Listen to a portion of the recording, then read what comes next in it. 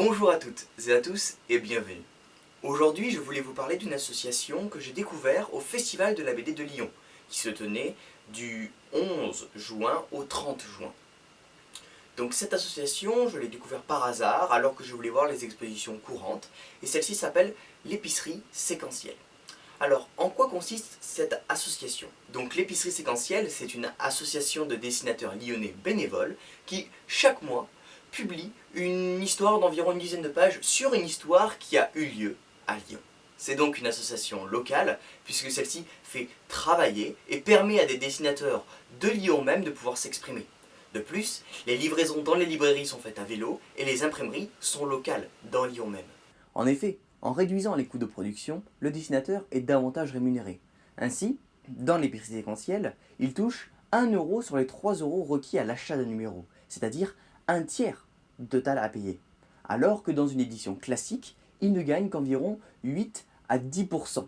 Ainsi, cette association permet à des dessinateurs de vivre de leur passion. Ils ne sont pas obligés de produire une BD pour survivre ou devoir choisir un thème qui marche dans le domaine de la BD, non. Ils peuvent choisir un sujet qui leur intéresse, le proposer à l'association pour que ces derniers acceptent ou non la demande. Les échéances en plus, c'est eux qui les choisissent. Ils savent qu'ils ont un mois pour faire la BD. Ils ne sont pas pris au dépourvu par une agence extrêmement grande qui leur demanderait de faire ça du jour au lendemain. Ils ont le choix. Et c'est cela tout particulièrement qui m'a intéressé dans cette association. C'est de voir que l'on pouvait encore de nos jours remettre l'artiste et son œuvre sur le devant de la scène. Que ce ne soit pas simplement un étalage de richesse, où l'on montre qui a le plus d'argent, qui peut détenir le plus de collections privées, mais bien un artiste qui s'exprime à travers son œuvre. Et il y avait aussi autre chose que je trouvais beau dans cette association. Bien sûr, au-delà de l'accueil chaleureux que j'ai eu lorsque je les ai rencontrés, les différentes personnes qui ont pu m'expliquer les choses afin que je puisse vous les retranscrire ici assez simplement et basiquement, eh bien c'était le fait qu'une petite structure, vous voyez, puisse s'émanciper des carcans des grandes structures, des grands poids lourds du domaine. Et pourtant, c'est en faisant des petites actions, en allant en vélo, en demandant à des acteurs locaux d'agir, que ces derniers peuvent évincer les gros du métier, qu'ils peuvent aller au-delà de cette emprise et donc faire vivre l'art d'une façon différente, mais bien plus éthique et responsable.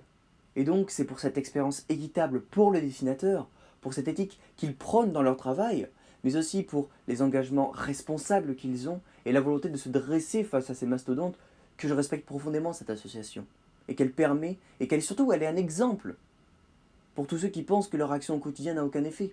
Certaines personnes, vous voyez, en faisant des petites choses, arrivent à faire de grands projets.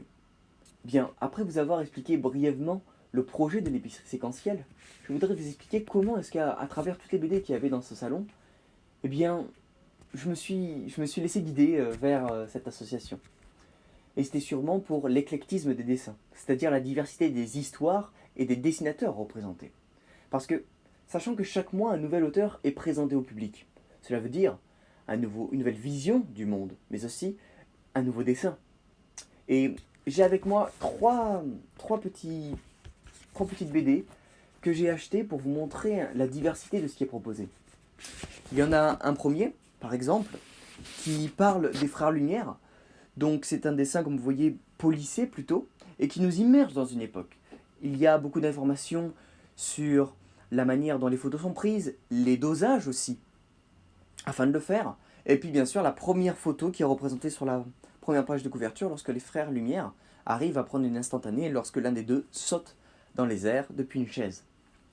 Après, nous avons quelque chose de plus informatif, comme celle-ci, où le dessin est plus ingénu, donc plus enfantin, tout aussi beau bien sûr, mais qui nous explique plus des faits et comment est-ce que Lyon et son centre historique a pu rentrer à l'UNESCO.